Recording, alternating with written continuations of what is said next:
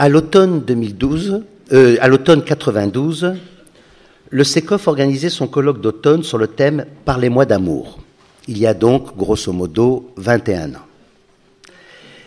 C'était nouveau pour les systémiciens, car ils avaient l'habitude de dire que l'on s'intéressait à l'axiomatique de la communication et certainement pas aux sentiments. Depuis, les choses ont beaucoup évolué. En regardant le contenu des thèmes abordés dans ce colloque de 92, je lui trouve une vision assez romantique de l'amour. Et en me penchant sur les coulisses de ce colloque, qui à l'époque n'avait pas le caractère clinique d'aujourd'hui avec des consultations en direct, je note que j'avais incité un couple en cours de thérapie avec moi à venir trouver peut-être des solutions à leurs problèmes face auxquels j'étais impuissant. Vous imaginez le résultat. C'est-à-dire, il est évident comment la théorie peut régler vos problèmes existentiels. Quelques mots sur ce couple. Au moment où je les reçois pour la première fois, ils n'habitent plus ensemble depuis 5 mois. Ils sont architectes tous les deux et partagent le même atelier. Madame appelle parce que monsieur est violent et menace de tuer tout le monde. Elle ne sait pas si elle désire une séparation, mais la situation est intolérable. Le père de madame a pu être violent occasionnellement, il est décédé. Quant au père de monsieur, il vocifère tout le temps, mais sa femme l'excuse à cause de ses ennuis de santé. À la 3e séance, chacun des protagonistes a fait un travail écrit que je leur ai demandé sur les représentations de l'autre. Monsieur en écrit 7 pages. Je vous lis simplement la première demi-page, qui s'intitule « Ni tout à fait la même, ni tout à fait une autre ». Je fais souvent ce rêve, dit-il, de plus en plus et plutôt éveillé, d'une femme dont les mains, les mots m'envelopperaient sans mesure, sans lassitude, sans rétraction. C'est lui qui marque rétraction. Immédiate. D'une femme qui attendrait la même chose de moi dans le sentiment réciproque, mais fait d'amour et ou, entre parenthèses, oui ou peut-être, fermez la parenthèse, de raison vers l'amour à construire, d'une générosité seule, garante d'accès au bien-être, en même temps le plus égoïste. En attendant, c'est donc plutôt le rêve lui-même que je caresse d'une femme, etc., etc. Les séances s'étalent sur 15 mois. La violence entre les protagonistes a baissé, les passages à l'acte ont presque disparu, mais je me sens en difficulté face à ce couple qui me fait peur à chaque séance. Je leur propose une consultance, c'est-à-dire inviter un collègue à faire la séance à ma place pour que je puisse profiter de son regard et d'une autre façon de regarder la situation. Ce que nous faisons souvent. D'ailleurs, vous verrez une consultance que j'ai demandée à Serge Eiffez à propos d'une famille d'adolescentes demain après-midi. La déclaration d'impuissance ou de difficulté de la part d'un thérapeute peut souvent être un levier thérapeutique puissant. Après plusieurs tentatives de rendez-vous de consultance, voilà ce que monsieur m'écrit et me répond. Madame, monsieur, c'est-à-dire que je suis le thérapeute en séance, la cothérapeute derrière la glace sans teint est une femme. Nous n'avons donc pas pu vous rappeler pour confirmer ou décommander l'entretien proposé avec votre collègue avant la séparation des congés. Je n'arrive pas à savoir si Paula envisage autre chose que cette fin sourde de non-retour occasionnée par la dernière fin de séance en queue de poisson. Il s'avère que le consultant qui devait faire la consultation s'appelait Patrick Poisson.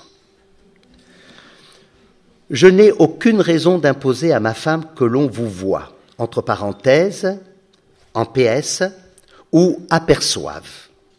Et ce, d'autant moins que je ne sais pas moi-même que je le souhaite. En gros, noir c'est noir, et je ne pense pas que vous nous ayez aidés, mais le pouviez-vous à nous rapprocher, ni à assumer plus sereinement notre éloignement cosmique. Pourrons-nous, pourrais-je, éventuellement vous rencontrer à la rentrée, cordialement. À la lumière de ces quelques observations, peut-on dire que la thérapie de couple est une mission impossible? Si oui, avons-nous intérêt à proclamer, comme certains thérapeutes familiaux le font, que la thérapie de couple n'existe pas et que seule la thérapie familiale existerait? Si au contraire, ce n'est pas une mission impossible, malgré certains échecs que nous pouvons rencontrer, quelles en sont ses indications et quels en sont ses objectifs? Et si la thérapie de couple existe, cela voudrait-il dire qu'il existe une thérapie de l'amour? En programmant 22 ans plus tard un colloque sur « Pourquoi l'amour fait mal », en programmant en 2012 un séminaire sur les différents modèles en thérapie de couple, je vous confirme que j'y crois, mais ma réponse est courte. Il peut y avoir différentes façons d'aborder le couple dans ses relations avec les familles d'origine, et il faut accepter que même si ponctuellement on invite une partie de la génération du dessus, on reste bien dans ce qui agite le couple, sans pour autant transformer la demande en thérapie familiale. Quels seront alors les leviers thérapeutiques à la disposition du thérapeute? Jean-Michel Havet, que je vais vous présenter tout à l'heure, vous parlera de la thérapie narrative, moins courante dans notre pratique, mais qui présente une approche spécifique, laissant à l'individu toute sa place dans le système en évitant de le fondre à l'intérieur. Alors, les thérapeutes familiaux ont-ils le droit de parler d'amour ou la chose est-elle réservée aux philosophes ou aux poètes? Ils en ont tellement bien parlé. Mon ami Nasio, qui vient de signer les commentaires du catalogue de l'exposition Vallotton au Grand Palais, écrit en page 41 de ce catalogue, face au tableau qui sert d'affiche et qui représente une loge de théâtre avec en premier plan une dame avec un grand chapeau et un monsieur en retrait occupant peu d'espace sur la toile, Nasio écrit « Il n'y a pas d'amour heureux ». Voici l'emblème de l'exposition, le feu sous la glace. Comme si Vallotton, passionné de la vie du couple, avait mis en image, sans le savoir, le poème d'Aragon. Il n'y a pas d'amour qui ne soit à douter, il n'y a pas d'amour dont on ne soit meurtri, il n'y a pas d'amour qui ne vive que de pleurs, il n'y a pas d'amour heureux, mais c'est notre amour à tous les deux. Mais pourquoi il n'y aurait pas d'amour heureux? En posant et en développant les commentaires sur le tableau, Nasio donne la réponse. L'attente démesurée et son inévitable insatisfaction nouent la relation, Nasio rajoute délicieuse, c'est Nasio. La relation délicieuse est tourmentée entre l'homme et la femme. Ce joyau de l'art de Vallotton est une épure limpide de l'éternelle incompatibilité entre deux rêves qui n'existeraient pas l'un sans l'autre. J'aime beaucoup Nasio, je le trouve là emphatique. Rien ne serait plus contraire à l'essence de l'amour que de le réserver aux uns plutôt qu'aux autres. L'amour n'est-il pas ce qui nous déborde, ce qui nous exalte, ce qui nous transporte au-delà de nous-mêmes? Je vous invite à lire les actes du 24e Forum du Monde Amour toujours sur la direction de Jean Birnbaum, essai qui vient de paraître. Dans ce recueil, le philosophe Badiou parle à propos d'amour, d'aventure obstinée. Cela me plaît plus. Badiou ajoute « La pensée qui s'y joue requiert en effet, contre tout ce que nous prêche le cours du monde, le goût désintéressé du risque et la patience de supporter les effets. Mais la joie qui en résulte est absolument sans prix. Que l'amour soit passion ou pensée, il faut retenir qu'il s'oppose comme le meilleur rempart contre ce que Platon appelait, si les philosophes me permettent d'utiliser Platon, le dessèchement de l'âme. Nous voyons à quel point il y a de multiples définitions de l'amour et à quel point tout le monde est d'accord pour dire qu'on ne peut pas s'en passer. Encore faut-il qu'il daigne nous rencontrer ou que l'on saisisse ce qu'il faut faire pour l'intéresser. Il me semble important de se rappeler très rapidement de notre contexte actuel concernant les couples et les familles, car il n'y a pas que l'amour en couple. Nous avions évoqué au masterclass de Venise, Nicole Prieur et moi-même, une modélisation des échanges dans le couple en mettant en évidence l'économie cachée du couple et de la famille. Et nous développions l'idée que ce qui fonde le couple, c'est le désir, ce qui le fortifie, c'est le respect, et ce qui le perpétue, c'est le plaisir. Voilà un tabouret à 3 pieds sur lequel l'amour peut trouver assise. Mais à la lumière de cette image, une différence fondamentale entre le tabouret conjugal et le tabouret familial, c'est le désir. Par quoi peut-on remplacer le désir dans la famille sans tomber dans la transgression ou la perversité? De toute façon, il est important d'évoquer l'évolution du contexte social en matière de couple, de famille et d'amour. Alors dans mon texte, je vous disais, j'espère qu'Eva Illouz va aborder ce point mieux que moi demain. Il va falloir que je trouve un remplacement. Alors, j'aurais envie de dire de quoi est faite, selon moi, et non selon Eva Illouz, l'évolution du contexte social. D'abord, premièrement, je pense qu'il faut dire que nous avons vu sous nos yeux se dérouler une véritable transformation anthropologique, une révolution anthropologique. Premièrement, la transformation des représentations des femmes, des hommes, des enfants dans la société, la modification de leur statut et la valorisation de l'enfant. Le deuxième point, c'est la modification juridique de la parenté en 70 avec l'abolition de la puissance paternelle. L'autorité parentale exercée à égalité est devant être assumée, même après le divorce. L'État, d'ailleurs, en est le garant. Et puis, n'oublions pas, je ne vois pas comment on pourrait l'oublier, la loi pour le mariage pour tous du printemps 2013. Enfin, ensuite, les progrès scientifiques et l'évolution des mentalités qui touchent l'avortement. Première grande dissociation, la sexualité et la procréation peuvent être disjoints. Un enfant quand je veux, avec qui je veux. Un homme, une femme, peut être une mère porteuse, et les nouvelles techniques. Aide médicale à procréation, IAD, don de gamètes, don d'ovocytes, ont été introduits et ont contribué à cette révolution anthropologique radicale. J'aurais envie de dire, le résumé de cette révolution anthropologique, c'est que la sexualité n'est plus le socle fondateur de la parenté. Le fondement biologique s'effrite et la dimension sociale s'affirme de plus en plus.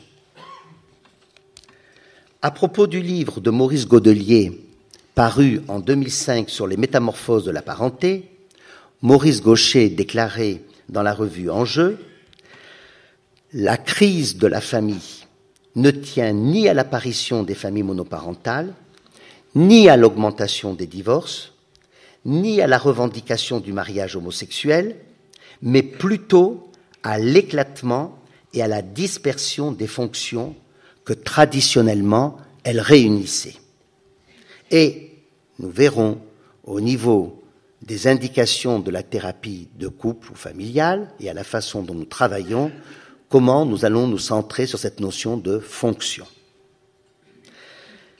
Avant, il pouvait y avoir un doute sur la paternité, maintenant, il peut y en avoir un sur la maternité.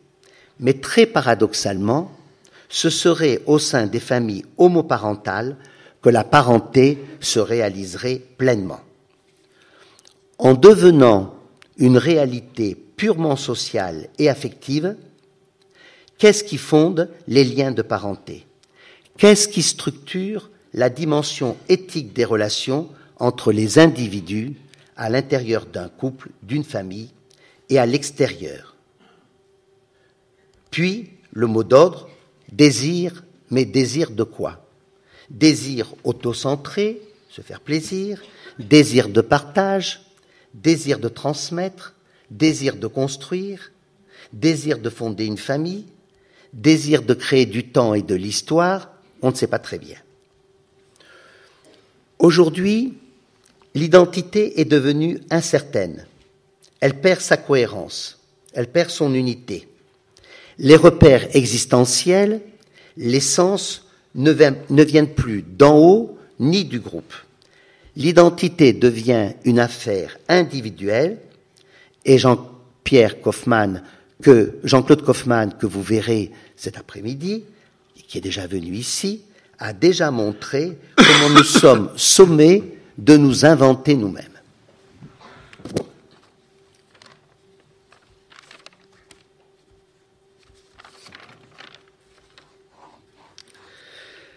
Quels sont les enjeux interpersonnels, familiaux, sociaux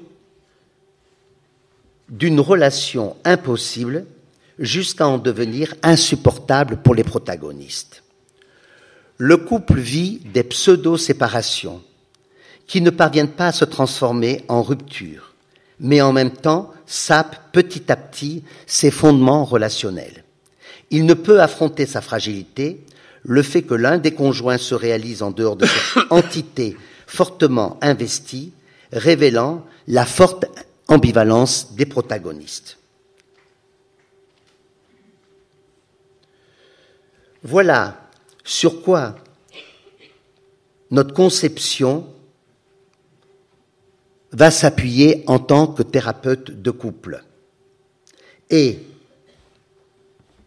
pour reprendre une expression que vous entendrez demain lors de la vidéo avec Serge Effez, où je le présente à la famille comme un spécialiste de l'adolescence, et il dit « Monsieur Prieur m'a présenté comme un spécialiste de l'adolescence, mais je me considère plus comme un amourologue. » Donc, on va voir comment les thérapeutes de couple amourologues travaillent à propos de ces couples en panne. Et comment ils vont aider les individus à se réaliser entre toutes leurs appartenances et toutes leurs revendications d'autonomie, entre leur famille d'origine, entre leur couple, entre leur temps, entre leur espace perso à construire, et comment tous ces tiraillements vont leur permettre de pouvoir déboucher sur autre chose. Vous devinez bien entendu que toute cette complexité n'est pas bon pour l'amour. La consultation de cet après-midi se terminera par une phrase de la femme. Ma mère dit qu'en amour, on ne négocie pas. Le thérapeute étonné demande alors, mais ta mère, alors, elle ne négocie pas? Et la femme répond, non, c'est un tyran. Voilà quelques mots à propos de ce thème et ce que m'a inspiré ce thème. Et nous verrons, au fur et à mesure des échanges avec les intervenants, comment nous pouvons approfondir certains des points et aussi comment les consultations que vous allez voir vont pouvoir illustrer ou au contraire infirmer ce que j'ai pu vous dire ce matin. Maintenant,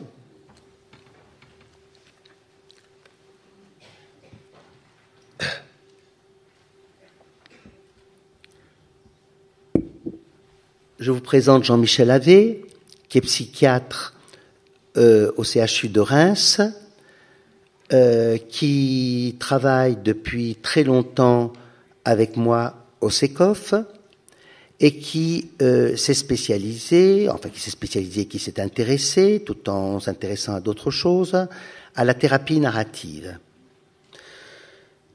J'ai pensé que d'une part, il pourrait faire des commentaires sur la consultation que je vais faire, mais surtout aussi parce que, je vais vous expliquer, je subodore que peut-être il y a une proposition à faire à ce couple, mais d'un autre côté, je ne suis pas persuadé de ce qu'il faut faire comme proposition. Et je pense que nous pouvons trouver des réponses dans la thérapie narrative. C'est pour cette raison que j'ai demandé à mon ami Jean-Michel Havet de pouvoir vous exposer cette approche, sa conception. C'est une approche qui est moins connue dans le domaine des thérapies familiales.